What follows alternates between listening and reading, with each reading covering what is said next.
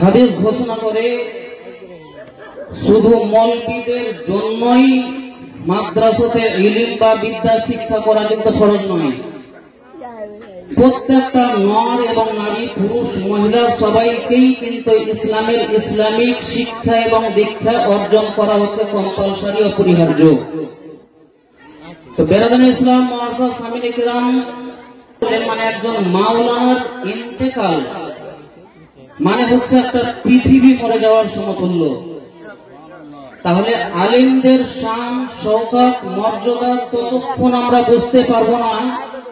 আমাদের সমাজে এখন যে সমস্ত আলেম ওলামাগণ স্টেজে বসে আছেন, ইনাদের মর্যাদা, শান, শওকত তখনই বুঝে আসবে যখন পৃথিবী থেকে চলে যাবেন।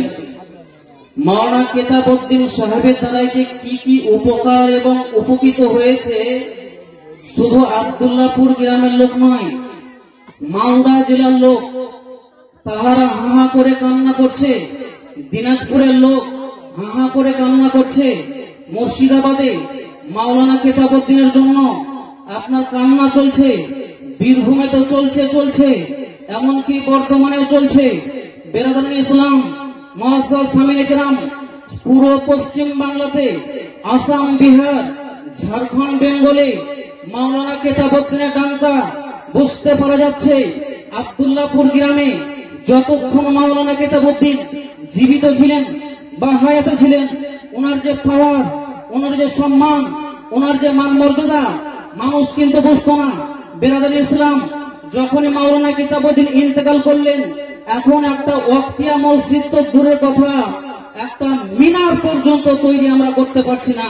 উনি সুবহানাল্লাহ বাড়ির পাশে বহু সুন্দর করে শান শওকতের সহিত চাঁদা করে, কালেকশন করে, লোকজনকে মিটিং করে, বুঝিয়ে, খাতা কলমের সঠিক হিসাব রেখে সুন্দরভাবে মসজিদ নির্মাণ করে, যাতে আমরা ওয়াক্তের 5 ওয়াক্তের নামাজ পড়তে পারছি। বেরাদানে ইসলাম মুআজ্জাজ সামিনে কিরাম, তাহলে বুঝতে পারা যাচ্ছে আলেম চলে যাওয়া মানে আমাদের একটা দরদের কথা হওয়া দরকার।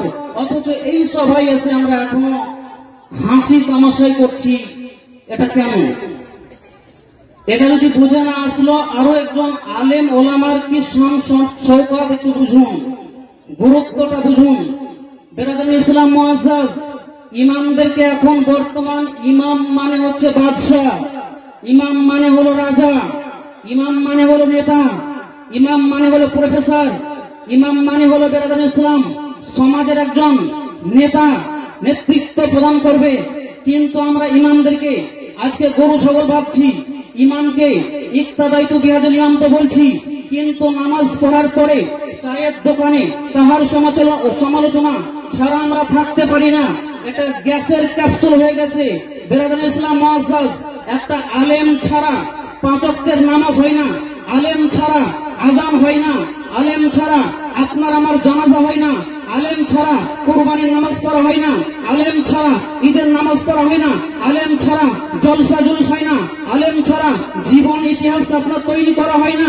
হে বেরাদানে ইসলাম মুআজ্জাজ সামিনে কিরাম, আলেম ছাড়া এমনকি আপনার আমার ছেলে মেয়েদের বিয়ে পর্যন্ত হয় না। বুঝতে পারা যাচ্ছে একজন আলেম মারা গেল মানে পৃথিবী একটা আপনার মারা গেল, পৃথিবী ধ্বংস হয়ে গেল, বরবাদ হয়ে গেল, তাবাহ হয়ে গেল, ওই এলাকার লোক আপনার হেদায়েত থেকে দূরে হয়ে গেল। এই জন্য একজন আলেমের কদর, আলেমের সম্মান, আলেমের ইজ্জত, আলেমের পাওয়ার এবং আলেমের মান সম্মান আমাদের কাছে এতটাই দরকার। হাদিস বর্ণনা করছে, বুখারীর হাদিস উঠান, এ বেরাদানে ইসলাম মুআজ্জাজ, হাসিয়াতে লেখা আছে, টিকাতে লেখা আছে, একজন আলেম, হাক্কানি আলেম, রব্বানি আলেম, যিনারা আমাল আলেম, তাহারা যখন কবর দিয়ে আপনার হেঁটে যায়, তখনই আল্লাহ পাক রব্বে কাহার জব্বার, যিনার গুণবাচক নাম রহমান এবং রহিম, উনি 40 দিনকার জন্য সেই কবরের আযাবকে মাফ করে দেন। বুঝতে পারা যাচ্ছে একজন আলেমের কত দরদ, একজন আলেমের কত সম্মান পাওয়া। আর সেই আলেমকে আমরা 3000 টাকা দিয়ে ভাবছি আমার গোলাম। কত বড় ভুল এটা।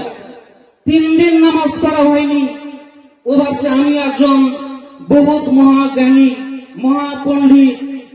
যখনই জিজ্ঞাসা করা হচ্ছে আল-হাদ ছাড়া আমরা নাম বলতে চাই না। অথচ একজন আলিম হাদিস বলছে, তুমি আলেম যদি নাও হতে পারো, আলেমদের সমাজে উঠা বসা করো, মহব্বত করো, আলেমদের জিয়ারত করো, দর্শন করো। জিয়ারত করা, দর্শন করা হচ্ছে নেকি এবং সওয়াবের কাজ। জোরে বলুন সুবহানাল্লাহ। আরেকটু উঁচু আওয়াজে জোরে বলুন সুবহানাল্লাহ। নারে তাকবীর। উলামায়ে আহলে সুন্নাত আলেমদের কাছ থেকে আমরা ভালোবাসবো। দুই হাত তুলে ওয়াদা করুন ইনশাআল্লাহ। বিরাদর ইসলাম মুআজ্জাজ, কোন যদি আব্দুল্লাহপুরের আপনার প্রাইমারি স্কুলে বিরাদর ইসলাম যারা ছাত্র পড়াশোনা করে, এই ছাত্রর পায়ের তলে কিন্তু বিরাদার ফেরেশতারা পর বিছায় না। আব্দুল্লাহপুর গ্রামের হাই স্কুলের ছাত্র ছাত্রীদের পায়ের নিচে পর বিছানো হয় না। মোরারই থানার আরো যেগুলো ইউনিভার্সিটি আছে, মোরারই কলেজ আছে, এই ছাত্র ছাত্রীদের, বিদ্যার্থীদের, শিক্ষার্থীদের পায়ের নিচে পর বিছানো হয় না। কিন্তু আলহামদুলিল্লাহ সুম্মা আলহামদুলিল্লাহ, একজন মাদ্রাসার তালিবে ইলম, মাদ্রাসার স্টুডেন্ট, মাদ্রাসার ছাত্র, মাদ্রাসায় যারা পড়াশোনা করে, মাদ্রাসার শিক্ষার্থী, মাদ্রাসার বিদ্যার্থী যখন রাস্তা দিয়ে চলাফেরা করে, আল্লাহর কসম তাদের পায়ের নিচে জান্নাতের ফেরেশতাদের পর বিছাতে বিছাতে যায়। সুবহানাল্লাহ।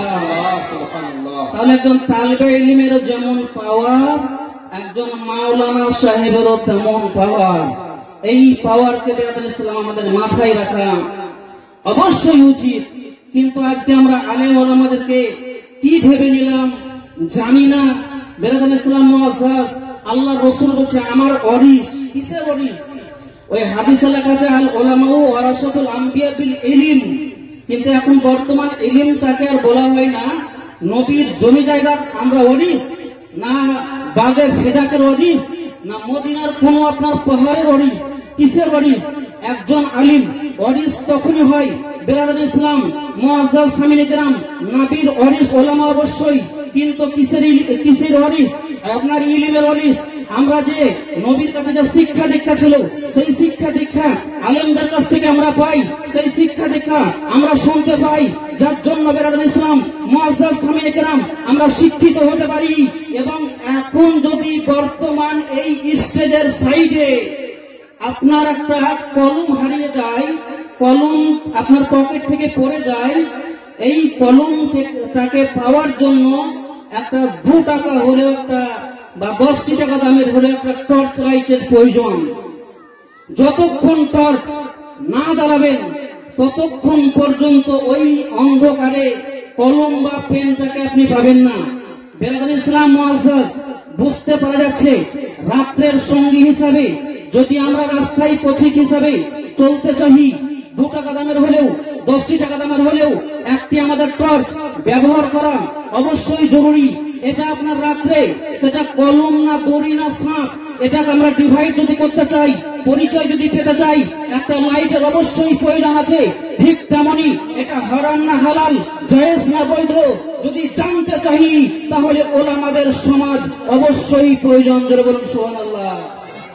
এই জন্য আজ থেকে এই আব্দুল্লাহপুরের মাওলানা কিতাবউদ্দিন সাহেবের 40 মতে এসে এটাই শিক্ষা নিয়ে যান। আলেমদের বদনাম গীবত আর করব না। আজ থেকে কান ধরছি এবং আলেম ওলামাদের সমাজে উঠা বসা করব, আলেমদেরকে ভালোবাসবো, মহব্বত করব, প্রেম করব এবং শিক্ষা দীক্ষার জন্য নবী বলছেন যদিও শুধু চীন দেশে যেতে হয় তবুও যাও, কিন্তু ধর্মীয় বিদ্যা শিক্ষা করো। আজকে আমাদেরকে মুরারও যেতে হয় না, গ্রামেই আলেম পেয়ে যাচ্ছি আমরা।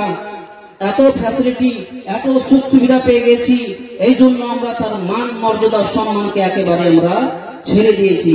কিন্তু বেরাদার এটা ঠিক নয়। আলেম ওলামাদের তাজিম সম্মান অবশ্যই করুন। আর কিছু না বলে আমি এখান থেকেই বক্তব্য সমাপ্ত ঘটালাম এবং আল্লাহ পাকের কাছে অনুরোধ এবং দরখাস্ত আপিল যেন মাওলানা কিতাবউদ্দিন মরহুম সাহেবকে জান্নাতুল ফিরদাউস প্রদান করেন। সকলে পড়ুন আল্লাহুম্মা আমিন। ওয়া আখিরু দাওয়ানা